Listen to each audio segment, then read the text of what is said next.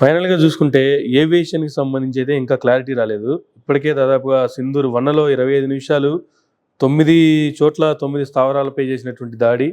రెండో దాంట్లో చూసుకుంటే 13 చోట్ల చేసినటువంటి దాడి. కానీ ఏవియేషన్ మీద మాత్రం క్లారిటీ రావట్లేదు. అమెరికా వాళ్ళు మాత్రం చెక్ చేసుకోవడానికి వచ్చేసారు. ఏంటి అసలు ఈ పరిస్థితి ఏంది? ఏవియేషన్‌కి సంబంధించి ఏం చెప్తారు సార్? ఇక్కడ న్యూక్లియర్ బాంబులు అయ్యే లోపల పేలయ్యి ఇక్కడ కిరాణా కొండల్లో హ్మ్. దాని మూలకంగా ఆ బాంబులు లోపలే పేలిపోయినట్టున్నాయి. హ్మ్. దాంట్లో నుంచి ఆ రేడియేషన్ అనేది బయటకు వస్తుంది. అమ్మో ఇదేదో కొంపలు అంటుకుపోయేటట్టుందిరా బాబు అని అమెరికా వాళ్ళు వచ్చారు. హ్మ్. కానీ వాళ్ళ బాంబులు తయారు చేసుకోవడానికి టెక్నాలజీ ఇచ్చింది ఎవరంటే ఈ అమెరికా వాళ్ళే. హ్మ్. ఇంకా ఒక విషయం చెప్పనా నీకు, నువ్వు అడుగుతున్నావు వాడు చెప్తున్నా. ఈ న్యూక్లియర్ సైంటిస్ట్ ఒక అతను ఉండేవాడు అక్కడ పాకిస్తాన్లో.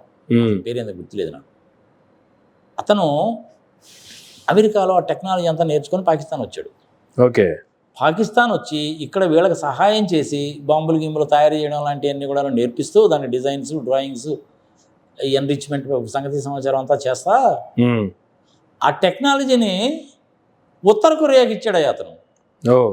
దాంతో ఉత్తర కొరియా వాళ్ళు ఏంది, ఇప్పుడు మా దగ్గర కూడా అణ్వాయుధాలు ఉంటాయి అంటున్నారు, వాళ్ళ దగ్గర ఉన్నాయో లేదో అన్న సంగతి మనకు క్లారిటీ లేదు, కానీ వాళ్ళు కూడా అంటున్నారు. హ్మ్. ఆ సంగతి తెలిసి పాకిస్తాన్ వాళ్ళు వీడిని చంపేశారు. హ్మ్. మరి ఇప్పుడు పాకిస్తాన్ దగ్గర నిజంగా అణ్వాయుధాలు ఉన్నాయంటే మా దగ్గర ఉన్నాయని భయపెట్టారుగా. అబ్దుల్ ఖాదిర్ ఖాన్. ఇప్పుడు తేలిపోయిందిగా వ్యవహారం. హ్మ్. ఇప్పుడు తేలిపోయిందిగా వాళ్ళ దగ్గర లేవని. Yes sir. అది భూకంపం రావడం మూలకంగా జరిగిందా, హ్మ్. నిజంగా ఉన్నాయా లేవా, అది ఎలాంటి ఉన్నాయి, మెటీరియల్ ఏం వాడాడు ఎవరికి తెలియదు. అట్టి మోస్ట్ తెలిసింటే అమెరికా వాళ్ళకి తెలుస్తుంది. ఓకే. మరి వాళ్ళు ఏం చెప్పడం లేదు, కానీ ఇమ్మీడియట్గా మటుకు దిగిపోయారు. హ్మ్.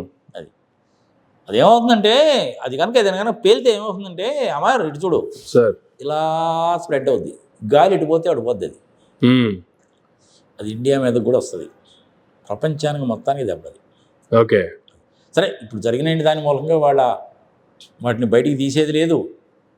ఒకవేళ బయటికి తీసినా కానీ ఎట్ట పని చేస్తున్నాయో తెలియదు. వాటిని మళ్ళీ అసెంబుల్ చేయాలంటే ఇప్పట్లో ఏ పని కాదు. అంత చేటు వాళ్ళు చేసినా కానీ విమానాలకు ఫిట్ చేయాలంటే అయ్యేమో టేకాఫ్ కావు, అయ్యేమో నాశనం అయిపోయినాయి. ఒకటో రెండో విమానాలు ఏదైనా కనుక ఉన్నాయి, దానికి ఏదో ఇది అంటించి పంపిద్దామని చెప్పి చూస్తేనే రన్వేలకేమో బొక్కలు పడ్డాయి. ఇంకేడ కుదిరితే చెప్పి అని. భారతదేశంలో ఉండే ప్రజలు ఎవరు కూడాను పాకిస్తాన్ గురించి భయపడాల్సిన పని లేదు. ఇక మీదట మీ మనసులో నుంచి పాకిస్తాన్ అనే కంట్రీని తీసేయండి. వాళ్ళు ఏమీ చేయగలిగింది లేదు, ఇది కూడా పీకలేరు. అణ్వాయుధాలను భయపెట్టారు. ఇదంతా కూడాను బ్లాక్మెయిల్ చేయడం తప్ప ఏమీ కాదన్న సంగతి తేలిపోయింది. భగవంతుడు అనేటువంటి వాడు పైన ఉన్నాడు అబ్బా, వాడు చేసేయండి మాదర్ చేతి పనులకే ఆ భగవంతుడు అనేటువంటి వాడు చూసి అనవసరంగా వీళ్ళు వీళ్ళ మీద ఇండియా మీద పెడుతున్నారని ఆ భూకంపం తెప్పించాడు. 3 రోజుల్లో 4 భూకంపాలు వచ్చినాయా. 4.6 దగ్గర నుంచి 5.8 వరకు వచ్చింది రిచర్డ్ స్కేల్ మీద. 4 గనక దాటింది అంటే 4, 5 రిచర్డ్ స్కేల్ మీద కనుక వస్తే భూమి కదిలిపోయి గిద్దాలు పగిలిపోతాయి, గోడలకి నెరలు వస్తాయి.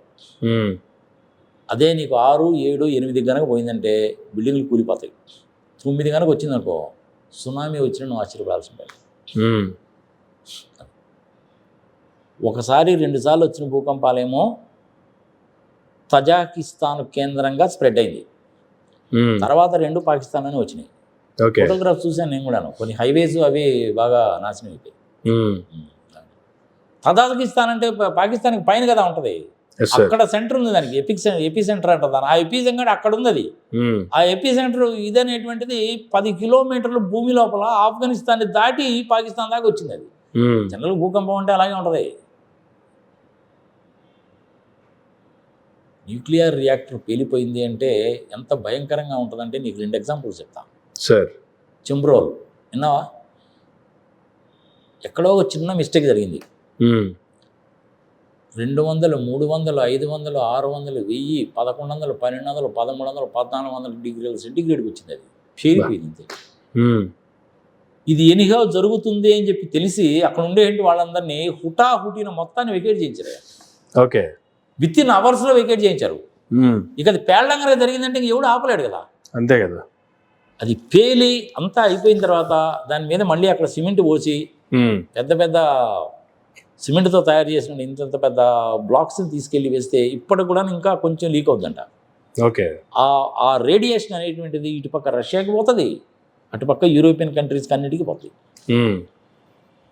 ఇంకొక ఎగ్జాంపుల్ చెప్తాను నీకు sir. I think if I remember correctly somewhere around 2011లో అనుకుంటాను, 2011లో అనుకుంటాను, డేట్ ఏదైనా కరెక్ట్గా గుర్తులేదు. సునామీ వచ్చింది, జపాన్ చాలా గట్టిగానే కొట్టింది. అవును. టోక్యోలో వాళ్ళకి ఒక న్యూక్లియర్ పవర్ జనరేటింగ్ ప్లాంట్ ఉంది, 3 రియాక్టర్లు ఉన్నాయి ఆడ, వదిలేశారు. ఏమీ చేయలేరు, నువ్వేం చేయలేవు వాటిని. అంతే కదా. అందుకనే ప్రపంచవ్యాప్తంగా ఇప్పుడు చాలామంది తీసుకున్నటువంటి ఒక నిర్ణయం ఏంటంటే, జర్మనీ లాంటి దేశాలు 2029 నాటికి జర్మనీలో న్యూక్లియర్ ఎనర్జీ తోటి తయారు చేసేటువంటి విద్యుత్ కేంద్రాలు ఉండకూడదు, ఇక మీదట పెట్టకూడదు. Majority of the European countries అన్ని ఆ డెసిషనే తీసుకున్నాయి. మనం పెట్టినటువంటి న్యూక్లియర్ పవర్ ప్లాంట్స్ అన్నీ కూడాను, ఇది కల్పక్కంలో ఉండేటువంటి న్యూక్లియర్ పవర్ ప్లాంట్స్ అన్నీ కూడాను ఈ భూకంపాలు వచ్చేటువంటి రేంజ్లో లేవు. అక్కడ పెట్టాం మనం. ఓకే. అయినా కానీ నమ్మడానికి వీల్లేదు. మరి దానికోసం ఎందుకు జనాలు పాకులాడతారు అంటే, నీకు బొగ్గుని బౌండ్ చేసి, అంటే థర్మల్ పవర్ ప్లాంట్స్ విద్యుత్ శక్తి కనుక తయారు చేయాలి అంటే ఒక యూనిట్కి 5 రూపాయలు అవుతుంది అనుకుందాం ఫర్ ఎగ్జాంపుల్. నీకు ఇదే అటామిక్ ఫ్యూయల్ తోటి కనుక చేస్తే, అంటే యురేనియం 235 కానీ, యురేనియం 235 కానీ, యురేనియం 238 కానీ, థోరియం, పొలోనియం, ప్లూటోనియంతో కనుక చేస్తే నీకు రూపాయి కంటే పడదు. ఓకే. అందుకని చెప్పి దాని వైపు మొగ్గు చూపారు. కానీ ప్రపంచవ్యాప్తంగా జరిగిన ప్రమాదాలు చూసిన తర్వాత అమ్మో ఎదురు బాబు అనుకుంటారు. ఓకే. చాలా డేంజరస్ అది. ఇప్పుడు ఏమవుతుందో తెలియదు. ఆ పాకిస్తాన్లో జరిగింది కూడా అదే. F-16 అనేటువంటి ఎప్పుడో ఇచ్చారు వాళ్ళకి. ఇది యుద్ధం జరగడానికి ముందే ఇచ్చారు, 1971కి ముందే ఇచ్చారు. ఇప్పటికి కూడాను దానికి సంబంధించిన పాస్వర్డ్ ట్రంప్ గారి దగ్గర ఉంటుంది. ఆయన పాస్వర్డ్ చెప్పి వాడు దాన్ని సిస్టంలో ఫీడ్ చేస్తే కానీ ఆ విమానం బయటికి రాదు. సరే, ఇప్పుడు విమానాలు ఏమనుకో మొత్తం సంఖ్య అయిపోయింది, that is the different thing. అట్లాంటిది పాకిస్తాన్ వాడి దగ్గర అణ్వస్త్రాలు ఉన్నాయని సంగతి అమెరికా వాడికి తెలియదా? మరి ఎందుకు ఊరుకున్నావు? భారతదేశానికి అణ్వస్త్రాలు తయారు చేస్తే మీ సంగతి ఏందో తెలుస్తానని చెప్పి నన్ను బెదిరించారే మీరు. మరి పాకిస్తాన్కి విషయంలో ఎందుకు చేయలేదు మీరు ఆ పని? అంటే వ్యాపార దృక్పథమో. ఇండియా భారతదేశం ఈ విధంగా కొట్టుకుంటూ ఉండాలి, వాడు ఆయుధాలు అమ్మాలి, వ్యాపారం చేయాలి, ఓకే, వడ్డీ అప్పులు ఇవ్వాలి. ఆ డబ్బులు కనుక కట్టలేకపోతే ఆ దేశాన్ని ఆక్యుపై చేయాలనేటువంటి అమెరికా వాడి ఉద్దేశము, చైనా వాడి ఉద్దేశము. మరి ఇంత దారుణమైన ఉద్దేశాలు ఉండడం అనేటువంటిది న్యాయమా, ధర్మమా? ప్రజలు విజ్ఞతకు వదిలేద్దాం. ఒక్కసారి ఆలోచించండి మీరు కూడా. న్యూక్లియర్ ఎనర్జీ అనేది మంచిదే, మన మీద ఎంత ప్రెషర్ పెట్టారన్నావు? నాన్ ప్రొలిఫరేషన్ అగ్రిమెంట్ మీద మనం సైన్ చేయలే. మనం సైన్ చేయకపోతే మనం ఎంత బెదిరించారో తెలిసినా.